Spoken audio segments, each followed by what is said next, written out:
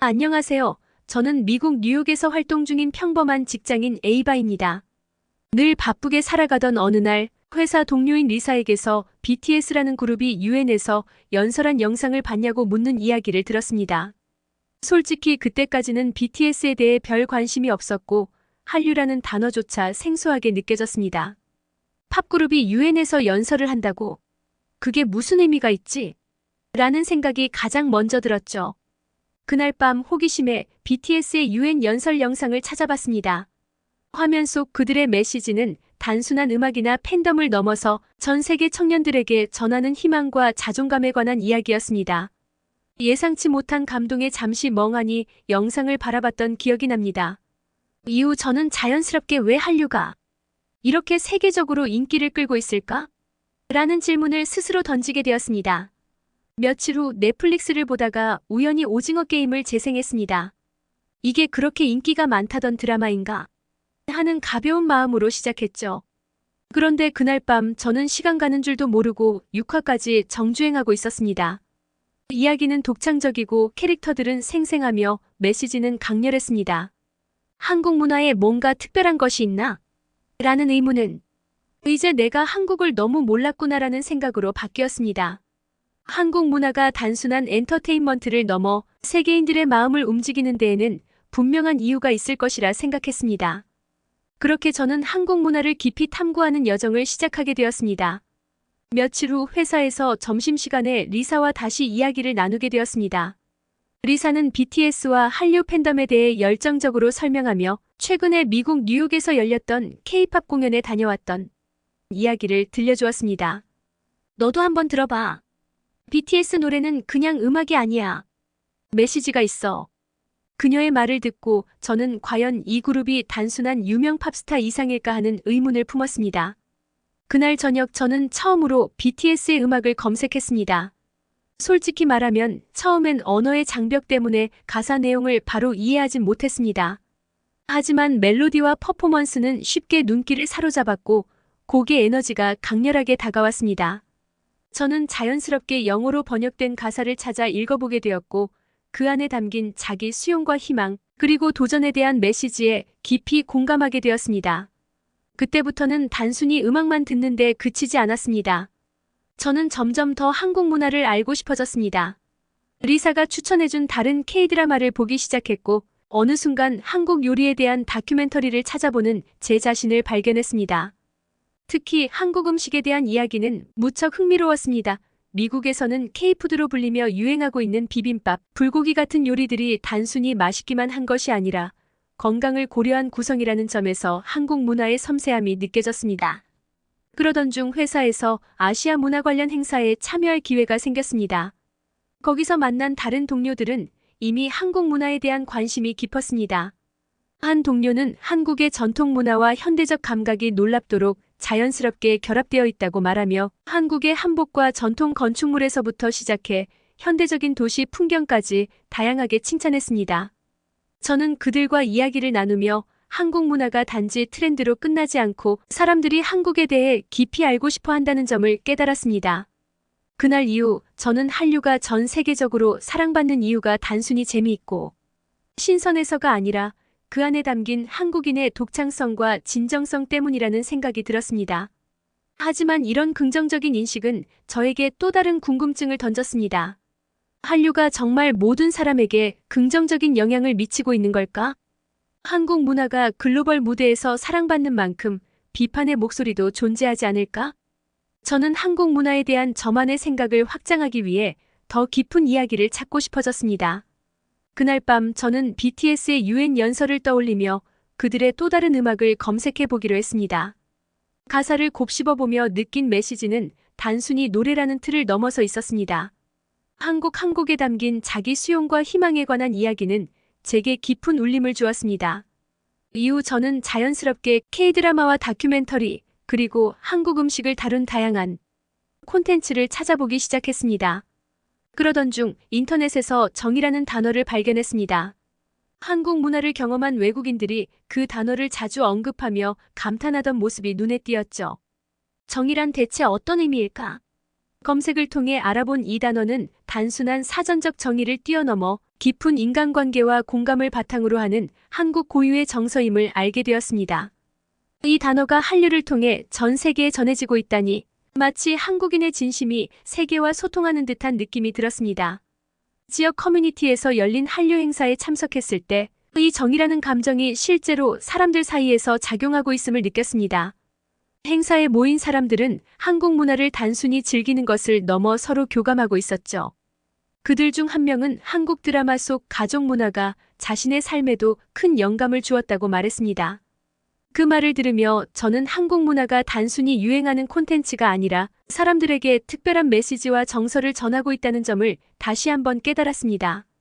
그렇게 BTS의 음악과 가사, 그리고 한국 콘텐츠에 매료된 저는 자연스럽게 더 많은 한국 문화를 탐구하고 싶어졌습니다. 특히 정이라는 독특한 한국적 정서를 알게 된 후 이것이 어떻게 콘텐츠 속에서 표현되고 전 세계 사람들의 마음을 움직이는지 궁금해졌습니다. 한국 문화를 경험한 외국인들이 정에 대해 이야기하는 영상을 보며 이 단어가 단순히 감정 이상의 의미를 가지고 있다는 것을 깨닫게 되었습니다. 이후 저는 회사에서 열리는 글로벌 문화교류 행사에 참석하게 되었습니다. 행사장은 여러 나라의 문화를 소개하는 다양한 부스로 가득했는데 그중 가장 인기 있었던 것은 단연 한국 문화 부스였습니다. 사람들은 전통 한복을 입어보며 사진을 찍거나 한국 전통차를 시음하며 즐거워했습니다. 저는 그곳에서 한국 문화에 대한 깊은 애정을 가진 미국인을 만났습니다. 그녀는 K-드라마에 나오는 정겨운 가족 문화가 자신의 삶에도 큰 변화를 가져왔다고 말했습니다. 처음엔 단순히 드라마를 보면서 재미있다고만 생각했어요. 그런데 어느 순간 가족들과 대화하는 방식이나 서로를 대하는 태도가 조금씩 달라지고 있더라고요. 드라마 속에서 본 따뜻함과 배려를 배우게 된 것 같아요. 이 말을 듣고 저는 한류가 단순히 재미를 위한 콘텐츠를 넘어 실제로 사람들의 삶에 긍정적인 영향을 미치고 있음을 다시 한번 느꼈습니다. 단순히 한국의 문화를 소비하는 것에서 끝나는 게 아니라 그 안에 담긴 정서와 가치를 전 세계가 배우고 있다는 생각이 들었습니다. 그날 밤 저는 한국 전통 문화를 조금 더 깊이 이해하기 위해 한옥과 사찰, 전통 공예를 다룬 다큐멘터리를 시청했습니다. 다큐멘터리 속 한국의 전통 가옥인 한옥은 자연과 조화를 이루며 설계되었다는 점에서 큰 감명을 주었습니다. 그 섬세하고도 실용적인 디자인은 현대적인 효율성과도 맞닿아 있었고 이런 점이 오늘날에도 많은 사람들에게 사랑받는 이유라고 느꼈습니다. 그뿐만 아니라 다큐멘터리는 한국의 정이 단순히 가족이나 친구 관계에서만 나타나는 것이 아니라 자연과 사람, 심지어 전통 예술 속에서도 발견된다는 점을 강조했습니다. 예술가들은 작품의 정성을 담아내며 이는 단순한 결과물이 아닌 과거와 현재, 미래를 연결하는 매개체로 자리 잡고 있었습니다. 이 모든 것이 저에게 큰 영감을 주었습니다. 이처럼 한국 문화는 단순히 소비하고 즐기는 콘텐츠를 넘어서 사람들에게 깊은 메시지와 영감을 전달하고 있었습니다. 그리고 그 중심에는 언제나 사람이 있었습니다. 그 다큐멘터리를 본 이후 제 안에는 더 많은 질문이 생겼습니다. 한국 문화가 어떻게 전통적인 요소를 현대적으로 변주하면서도 사람들에게 깊은 인상을 남길 수 있었을까? 이 궁금증을 풀기 위해 저는 한국의 현대 문화와 전통이 융합된 사례들을 찾아보기 시작했습니다. 그 과정에서 가장 눈에 띄었던 것은 한국의 도시 풍경이었습니다. 한국은 놀라울 정도로 빠르게 성장한 현대 도시를 갖추고 있으면서도 곳곳에 전통적인 흔적을 보존하고 있었습니다. 예를 들어 고층 빌딩이 늘어선 거리를 걷다가도 몇 걸음만 옮기면 전통 한옥, 카페나 오래된 사찰을 마주칠 수 있었습니다. 이 조화로운 모습은 마치 두 시대가 서로를 보완하며 공존하고 있는 듯한 인상을 주었습니다. 저는 이것이 단순한 문화적 기교가 아니라 한국인들의 사고방식과 삶의 방식에서 비롯된 것임을 깨달았습니다. 빠르게 변화하는 현대사회 속에서도 과거의 유산을 소중히 여기고 이를 단순히 박물관에 보존하는 데 그치지 않고 현재의 살 속에서 활용하려는 노력이 깃들어 있었기 때문입니다. 또 다른 흥미로운 발견은 한국의 음식 문화였습니다. 저는 지역의 한 한국 음식점에서 열린 전통 발효 음식 체험 행사에 참여해 한국 음식에 대해 더 깊이 배울 기회를 가졌습니다. 그곳에서 한국의 전통 음식들이 단순히 맛있는 요리일 뿐만 아니라 자연과 조화를 이루는 철학을 담고 있다는 것을 알게 되었습니다. 특히 된장과 고추장을 발효시키는 과정에서 자연의 시간과 인간의 정성이 결합된다는 이야기는 무척 인상적이었습니다. 행사에 참여한 사람들과 이야기하면서 한국 음식이 건강과 맛, 그리고 이야기를 모두 담고 있다는 점이 많은 사람들에게 사랑받는 이유라는 것을 느꼈습니다. 한 참가자는 단순히 한 끼 식사를 넘어서 음식을 통해 문화를 배울 수 있다는 점이 정말 매력적이에요라고 말했는데 저 역시 이 말에 공감했습니다. 이 경험을 통해 저는 한국 문화가 단순히 보존에 머물지 않고 사람들의 일상 속에서 살아 숨쉬며 새로운 방식으로 재창조되고 있다는 점을 깨달았습니다.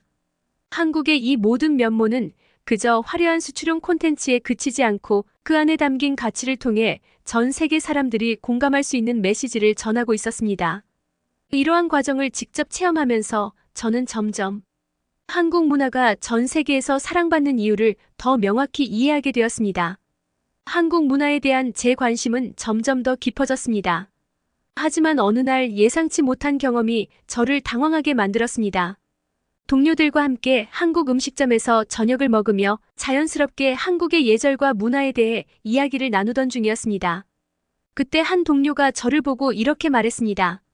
너는 한국 문화를 좋아하는 것 같기는 한데 이해하고 있다고는 보이지 않아? 순간 기분이 약간 상했지만 곧 그 질문의 의도를 이해할 수 있었습니다. 한국 문화에 대한 많은 사람들의 관심은 주로 드라마나 음악 같은 대중문화에서 비롯되었지만 그 이면의 깊은 역사와 정서를 충분히 알지 못한 채 소비하는 경우도 많았던 것이죠. 그리고 저 역시 그런 사람들 중 하나일 수 있다는 생각이 들었습니다. 이 사건 이후 저는 한국 문화를 더 깊이 이해하려는 노력을 시작했습니다. 단순히 콘텐츠를 즐기는 것이 아니라 그 속에 담긴 메시지와 한국인의 삶을 이해하려고 했습니다.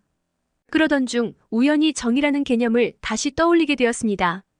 이것이 단지 인간관계에서만 나타나는 것이 아니라 한국의 전통문화, 예술, 심지어 음식에까지 녹아들어 있다는 사실이 점점 더 명확해졌습니다.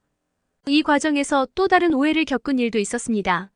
한국에서는 상대방에게 식사를 대접하는 문화가 흔하다는 이야기를 듣고 저는 단순히 한국 사람들은 항상 친절하다는 고정관념을 가지고 있었습니다. 하지만 어느 날 한국 친구가 저와 식사 자리에서 비용을 나눠내자고 제안했을 때 순간적으로 혼란스러웠습니다. 나중에 알게 된 것은 한국에서도 상황에 따라 대접하는 문화가 다르게 적용된다는 점이었습니다. 때로는 상대방을 배려해 먼저 대접하기도 하고 친밀한 관계에서는 자연스럽게 비용을 나누는 경우도 많다는 사실을 알게 되었습니다. 이 작은 사건은 단순히 제가 한국 문화를 표면적으로만 이해하고 있었음을 깨닫게 해주는 계기가 되었습니다. 이후 저는 한국 문화가 가진 다층적인 면모를 더 깊이 탐구하려 노력했습니다. 드라마와 음악 속에서 보이는 밝고 화려한 모습만이 아니라 그 이면에 담긴 한국인들의 가치관, 예절, 그리고 섬세한 정서를 이해하려 했습니다. 시간이 지나면서 이러한 오해와 깨달음의 과정을 통해 저는 더 풍부하고 입체적인 시각으로 한국 문화를 바라볼 수 있게 되었습니다. 단순히 좋다고 느끼는 것을 넘어 한국 문화가 전하는 메시지와 그것이 만들어내는 사람들 간의 연결에 진정으로 감동하게 되었습니다. 그 사건 이후 저는 한국 문화에 대해 더 깊이 알고자 하는 욕구가 더욱 커졌습니다. 단순히 콘텐츠를 소비하거나 정보를 수집하는 것을 넘어 실제로 한국의 문화를 경험하고 싶다는 생각이 들었습니다. 그러던 중 지역에서 열리는 한국 전통 공연을 보러 갈 기회가 생겼습니다. 공연은 한국의 전통 음악과 춤으로 이루어졌는데 그중 가장 인상 깊었던 것은 판소리였습니다. 혼자 북을 치며 긴 이야기를 노래로 풀어내는 모습은 단순한 예술 공연이 아니라 마치 관객들과 소통하며 하나가 되는 느낌이었습니다. 판소리를 통해 전달되는 감정의 깊이는 가사를 모두 이해하지 못하더라도 그대로 전해졌습니다. 한국어를 몰라도 느낄 수 있는 강렬한 에너지가 있었죠. 공연이 끝난 뒤 저는 한국 전통 예술이 왜 여전히 현대인들에게 강한 울림을 주는지 조금은 알 것 같았습니다. 공연장에서 만난 한 관객은 자신이 한국 문화에 대해 느끼는 점을 이렇게 표현했습니다. 한국의 전통 예술은 단순히 과거의 유산이 아니라 지금도 살아 숨쉬는 현재의 일부예요. 이 공연도 그렇지만 한국 사람들이 이런 전통을 현대의 감각으로 풀어내는데 정말 능숙하다는 걸 느꼈습니다. 그 말에 공감하며 저는 한국 문화가 끊임없이 새롭게 변모하는 과정을 직접 경험하고 있다는 생각이 들었습니다. 며칠 뒤 한 지인의 추천으로 근처에서 열리는 한국 음식 축제를 방문하게 되었습니다. 이전에 참여했던 발효 음식 행사와는 다른 종류의 경험이었습니다. 이번에는 한국의 길거리 음식과 현대적인 퓨전 요리가 중심이었는데 특히 김밥과 떡볶이 같은 간단한 음식조차 그 안에 담긴 정성과 조화로움이 돋보였습니다. 저는 이 축제에서 한국 사람들이 음식을 통해 어떻게 소통하고 전통을 이어가고 있는지를 배울 수 있었습니다. 그날 축제에서 만난 한 한국인은 저에게 이렇게 말했습니다. 한국 음식은 단순히 배를 채우는 게 아니라 사람들과의 관계를 이어주는 매개체라고 생각해요.